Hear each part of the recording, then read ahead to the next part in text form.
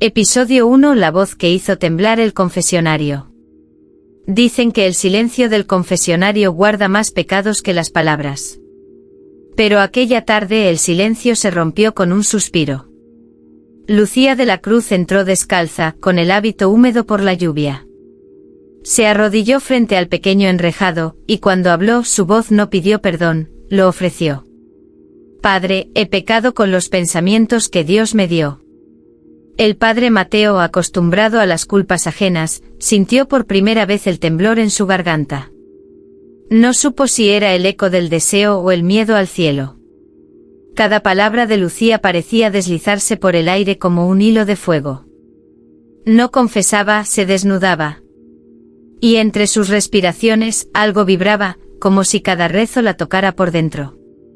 ¿Qué tipo de pensamientos, hija mía?, preguntó él, intentando mantener la compostura.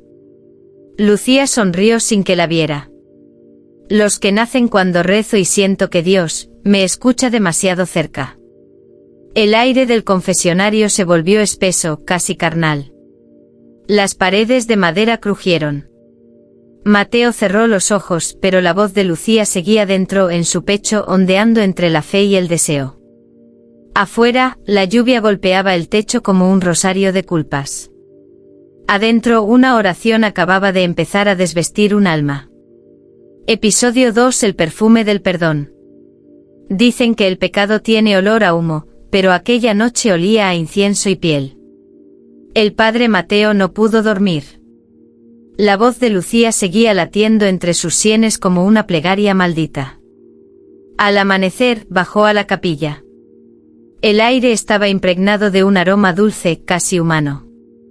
En el altar, una vela seguía encendida, aunque nadie la había encendido. Y sobre el reclinatorio, el velo de Lucía. Ella apareció poco después, con la mirada limpia y los labios húmedos de oración. Padre, recé toda la noche. Sentí que el perdón me envolvía, como un abrazo. ¿Y de quién era ese abrazo?, preguntó él sin aliento. Lucía bajó la vista, pero su voz tembló de sinceridad. No lo sé. Pero no era del cielo. Mateo intentó alejarse, pero el perfume lo siguió. Era un aroma que no pertenecía a las flores ni al incienso, era el rastro del alma cuando se desnuda. Cada vez que ella respiraba, el templo parecía encenderse por dentro. Hija mía, el perdón no huele así, murmuró él, pero sus dedos ya temblaban. Lucía se acercó, rozando apenas el aire entre ambos. Tal vez porque el mío aún no ha sido bendecido. Entonces el padre entendió, había algo más poderoso que el pecado. El deseo de ser perdonados con el cuerpo. Episodio 3. El deseo de la cruz. Esa noche Lucía soñó con un Cristo que no sangraba, sino que respiraba. Su cuerpo suspendido en la cruz, exhalaba un calor que hacía temblar las paredes de su celda. Cuando ella alzó la mirada, el rostro del Redentor se inclinó y una gota de vino rojo, espeso, cayó desde su costado hasta sus labios. Despertó sobresaltada, el corazón latiendo como un rezo prohibido. El crucifijo del muro brillaba con un resplandor tenue, como si hubiera absorbido su sueño. Lucía se arrodilló, pero al pronunciar las palabras del Padre Nuestro, su voz se quebró en gemidos. Ya no podía distinguir entre la fe y la necesidad. Al amanecer, fue al confesionario, buscando refugio en el Padre Mateo. Padre, anoche vi al Señor, susurró. Pero no me miraba con juicio. Me miraba con hambre. Mateo sintió un escalofrío recorrerle la espalda. Eso no vino de Dios, hija mía. Entonces, ¿de quién vino la dulzura que sentí cuando me tocó el alma? El sacerdote no respondió. Porque en el fondo él también había soñado lo mismo. Una cruz que respiraba, un Dios que deseaba, y una oración que ardía como piel. Episodio 4. El beso en el altar vacío. La noche cayó sobre el convento con un silencio extraño, como si incluso los rezos temieran romperlo. Lucía caminó descalza hacia la capilla. El suelo de piedra estaba helado, pero su piel ardía. Frente al altar, la vela del Santísimo titilaba débil, y el aire olía a cera y tentación. Ella se arrodilló, cerró los ojos y sus labios comenzaron a murmurar: Padre nuestro que estás en los cielos. Pero la oración se fue apagando. No porque olvidara las palabras, sino porque alguien, o algo, le acarició la mejilla. El roce era cálido, real. Lucía abrió los ojos, y no había nadie. El altar estaba vacío, pero la sensación en sus labios seguía allí, húmeda, palpitante, como si un beso invisible acabara de marcarla. De repente el crucifijo frente a ella brilló con un resplandor carmesí. En el pecho de Cristo una línea de sangre descendía lentamente, dibujando una forma de labios. Lucía retrocedió, temblando. Quiso gritar, pero el eco respondió con su propia voz. No temas, Lucía, el amor de Dios también arde. Cayó de rodillas. Lloró, rió, rezó. Y cuando alzó la vista una vez más, el beso seguía allí, grabado en la cruz como una promesa que el cielo jamás admitiría. Episodio 5: El pecado que se confesó solo. El padre Mateo se encerró en su despacho. Habían pasado 3 noches desde aquel beso invisible, pero el recuerdo ardía como una llaga bajo su sotana. Intentó rezar, pero cada palabra del rosario se transformaba en la voz de Lucía. No la oía con los oídos, sino con el alma, como si su oración se hubiera instalado dentro de él. Abrió el misal buscando consuelo, pero las letras parecían moverse, danzando ante sus ojos. Y entre las páginas, una frase escrita con tinta fresca. Tu silencio también es deseo. Sobresaltado, cayó de rodillas. Señor, aléjame de esta tentación. Gritó, pero su voz temblaba de placer. Esa noche fue él quien se confesó. No ante un hombre, sino ante la imagen del Cristo crucificado. He pecado en pensamiento, en palabra, y en oración. De pronto, una ráfaga de viento abrió la ventana. Las velas se apagaron. En la oscuridad, oyó un suspiro que no era suyo. No mientas, Mateo, susurró la voz. No fue un pensamiento, fue una respuesta. El sacerdote se estremeció. Porque en ese instante comprendió lo imposible. Lucía no solo rezaba con él, sino dentro de él. Y su pecado ya no necesitaba confesión. Se confesaba solo cada vez que su corazón pronunciaba su nombre. Episodio 6: El cuerpo que hablaba en lenguas. La madrugada llegó pesada, cargada de incienso y culpa. Las campanas no habían sonado, pero Lucía se despertó gritando un nombre que no recordaba. Su cuerpo estaba empapado, tembloroso, y entre sus labios aún vibraba una oración que no reconocía. Las palabras parecían antiguas, como si su lengua recordara un idioma que su mente había olvidado. El padre Mateo corrió hasta su celda. La encontró arrodillada con los brazos abiertos, la cabeza inclinada hacia atrás, y la voz era otra. Grave, profunda, erótica y sagrada al mismo tiempo. Lucía, susurró él, ¿qué estás diciendo? Ella lo miró con los ojos en blanco y respondió en un tono que no era humano. Estoy diciendo su nombre, el que no debe ser pronunciado por bocas puras. El aire se volvió denso. Las paredes del convento crujieron. Mateo quiso detenerla, pero cada palabra que salía de ella parecía tener peso, poder. El crucifijo sobre la cama cayó al suelo y se partió. Lucía cayó también, exhausta, y el silencio regresó. El padre se inclinó para cubrirla con su manto, pero al hacerlo vio algo grabado sobre su piel, justo en el pecho. Una frase en latín que brillaba como fuego. Oratio carnis lux Dei. La oración de la carne es la luz de Dios. Mateo retrocedió aterrado. Porque supo en ese instante que Dios estaba respondiendo, pero ya no desde el cielo. Episodio 7: La hostia que sangró placer. El amanecer trajo un silencio que olía a culpa. Lucía había pasado la noche rezando, desnuda bajo el hábito, buscando en cada palabra una forma de redención, o de condena. El padre Mateo, con el rostro demacrado, decidió celebrar la misa en privado. Solo ella y él, frente a un altar que parecía arder desde dentro. Cuando levantó la hostia, el pan consagrado palpitó como un corazón vivo. Un hilo rojo descendió lentamente manchando sus dedos. «Padre», susurró Lucía, «está sangrando». «Es el misterio de la fe», respondió, pero su voz era apenas un aliento. Ella se acercó, temblando. Mateo colocó la hostia sobre su lengua, y en ese instante la vela del altar estalló. La llama se alzó alta, dorada, iluminando los rostros de ambos. Lucía cerró los ojos. Sintió el sabor metálico cálido, y luego algo más, una oleada de placer que la recorrió desde el pecho hasta los pies. Su cuerpo se arqueó. Mateo quiso apartarse, pero el sonido que escapó de sus labios no fue un gemido, fue un amén. Cuando todo terminó, el templo olía a vino, a piel y a perdón. Lucía cayó de rodillas, temblorosa. Mateo la miró sin poder moverse. Porque en el centro del altar, la hostia seguía latiendo, y de ella brotaba una voz suave, divina y humana a la vez. «No temas al deseo, si me encuentras en él». Episodio 8. El espejo del confesionario. El padre Mateo creyó que la calma había vuelto, pero el silencio del convento comenzó a tener reflejos. Lucía evitaba los rezos en voz alta, decía que las paredes la escuchaban, que cada amén volvía como un susurro distinto. Una tarde, mientras limpiaba el confesionario, notó algo brillante entre las rendijas, un trozo de espejo roto.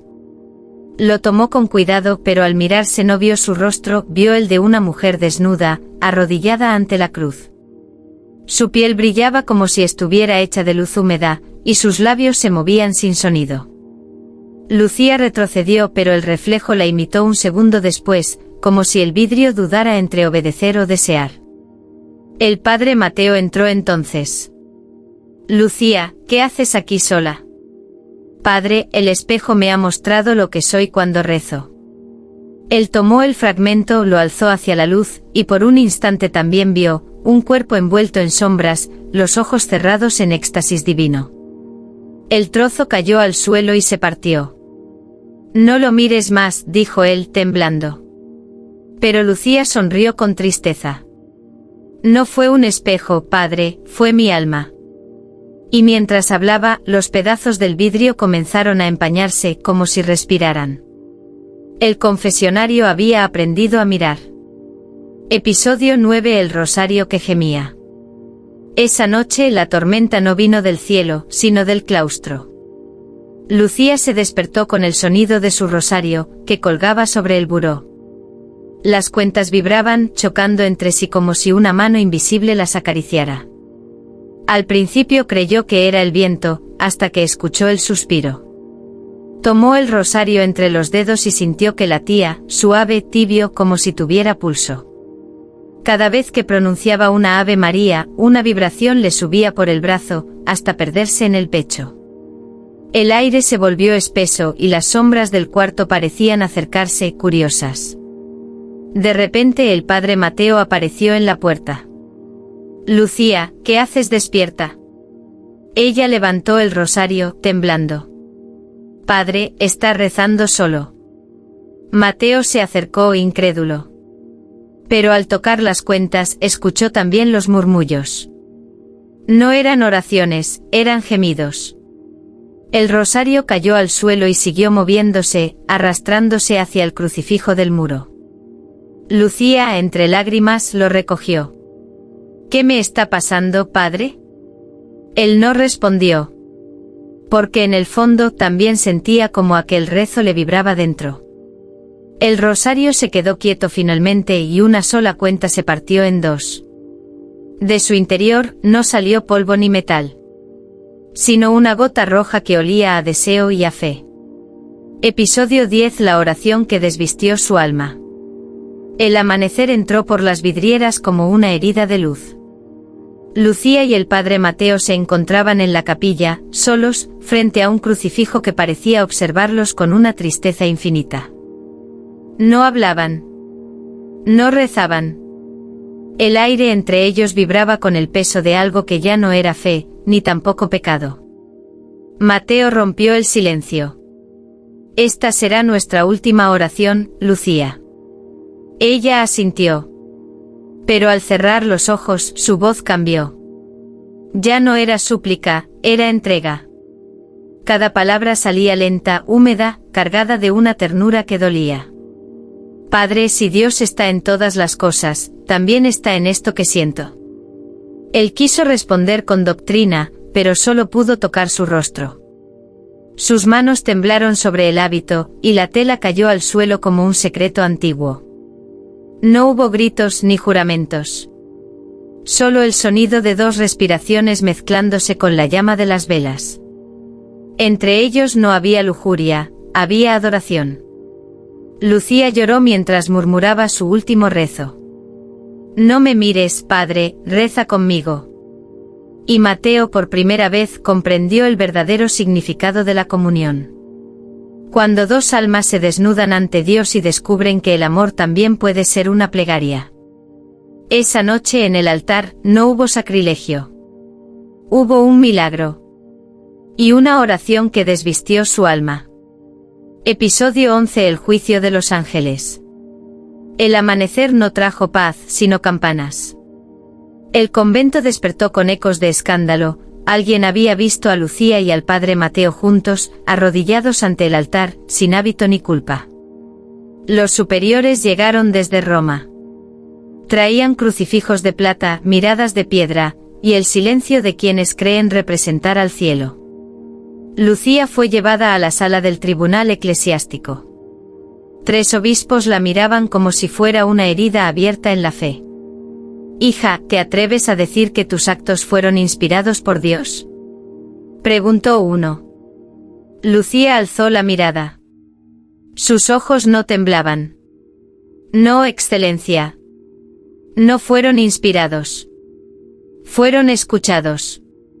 Mateo intentó interceder. Ella no blasfemó. Solo rezó con el alma desnuda. Pero sus palabras se perdieron entre murmullos de condena. Entonces Lucía pidió rezar una última vez. La sala entera se estremeció cuando su voz llenó el aire. Era suave, pura, imposible de describir. Las estatuas de los ángeles, talladas en mármol, comenzaron a inclinar sus cabezas. Uno de ellos lloró. Los obispos retrocedieron, pálidos. Mateo cayó de rodillas. En ese instante todos entendieron lo impensable: Dios no hablaba desde el cielo, sino desde los labios de la acusada. Y cuando ella terminó su oración, un rayo de luz cruzó el vitral y bañó su rostro. Los ángeles la habían absuelto. Pero el mundo no. Episodio 12. La redención carnal. Lucía fue encerrada en la torre más alta del convento. El juicio había terminado, pero su voz seguía resonando en cada rincón del claustro. Algunas monjas juraban escucharla rezar en sueños, otras decían sentir el perfume de su fe cuando el viento soplaba desde el norte. El padre Mateo fue excomulgado.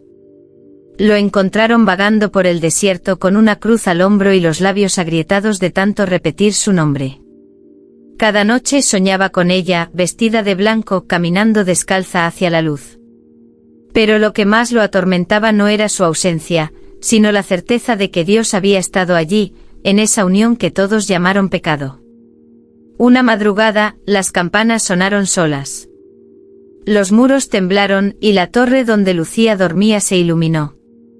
Las puertas se abrieron por sí mismas. En su cama, ya no estaba su cuerpo, solo el hábito doblado y un rosario partido. El cielo amaneció rojo. Mateo, arrodillado frente al horizonte, levantó la vista y vio una figura ascendiendo entre las nubes. No era un ángel. Era una mujer. Desnuda, resplandeciente, con los ojos cerrados y los labios moviéndose en silencio. Y mientras desaparecía en la luz, una voz descendió como un susurro. El cuerpo también puede salvar, si se entrega por amor. Mateo lloró, comprendiendo al fin. Lucía no había caído. Había sido asumida. Epílogo: la oración que siguió respirando. Dicen que, con el tiempo, el convento fue abandonado. Las paredes se cubrieron de hiedra, los vitrales se rompieron, y el altar quedó en silencio. Pero los peregrinos que aún se atreven a entrar aseguran que, cuando el sol cae y la última vela se apaga, se escucha una voz. Una voz que reza entre susurros y gemidos, como si el alma de una mujer aún buscara a su Dios. Cuentan que el padre Mateo murió orando, con una sonrisa serena y un rosario roto entre los dedos. En su pecho, los monjes encontraron una inscripción grabada en la piel. Non peccavi. Amé. No pequé. Amé. Nadie volvió a ver a Lucía, pero cada primavera, en la torre donde estuvo encerrada, florece una enredadera de pétalos blancos que huele a incienso y a carne. Los aldeanos la llaman la flor del perdón. Dicen que quien se atreve a tocarla siente un calor recorrerle el cuerpo y por un instante, escucha un murmullo que dice: reza, pero con el alma desnuda. Y así, entre la ruina y la fe, la historia de Lucía de la Cruz se convirtió en un secreto compartido entre cielo y tierra. Porque su oración nunca terminó. Solo cambió de forma, y siguió respirando dentro de quienes aún creen que el amor también puede ser sagrado.